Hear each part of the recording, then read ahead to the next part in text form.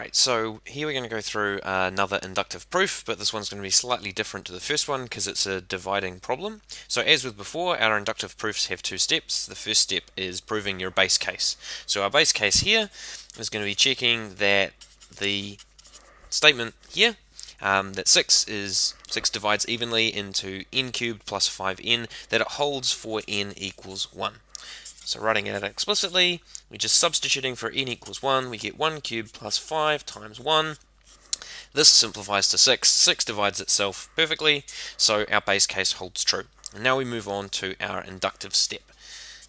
Inductive. And as with before, all we need to do is we need to show that this statement up here holds true for the next step, so for n plus 1, replacing n with n plus 1. So we're going to do that, but it's going to be slightly different to how we did it before. But we start off at the same place. We start off by saying, what happens if we substitute n plus 1 in the place of n in our formula? And if we do that, this is what we get. We get n plus 1 cubed plus 5 times n plus 1, like that. And if we expand these brackets out, what we're going to end up with is n cubed plus 3n squared plus 3n plus 1 plus 5n plus 5. And as with before, we do have one basic assumption to this inductive step, and that is that our first statement holds true.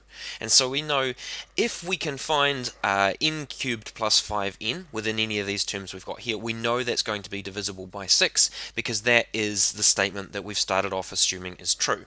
And we can actually find those terms here and here, and I can group them together like this by saying n cubed plus 5n, and then I just have to finish up my remainders, which is 3n squared plus 3n plus 6.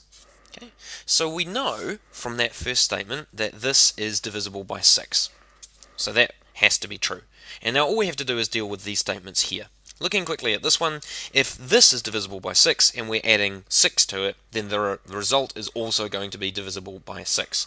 So we know that's part of it as well. So all we have to do is deal with these terms here now and show that these are, oops, sorry, dropped a bracket there, evenly divisible by 6. And doing that is a little bit counterintuitive, but it's not too bad. So what you're going to do is you're going to look for common factors, and our common factor between these two terms is 3n, so we can drag that out the front, and we get left with 3n bracket n plus 1, close bracket, plus 6 for completion. So this statement here is going to be divisible by 6, and here's why. So we've got a 3 out the front, but that will make half of the things divisible by 6, so that's not a lot of help by its own. But what you need to realize is when you're multiplying n by n plus 1, regardless of whether n is odd or even, the output of that will be even. And that's because you're always going to be multiplying an even number by an odd number. And whenever you take the product of an odd and an even, it gives you an even output. So 2 and 3 is 6. 3 and 4 is 12, you're always going to end up with an even output, which means we're going to be multiplying 3 by something that is divisible by 2. So 2 times 3 is 6. So because this is even, and because we're multiplying an even number by 3, the output of this whole expression must also be divisible by 6.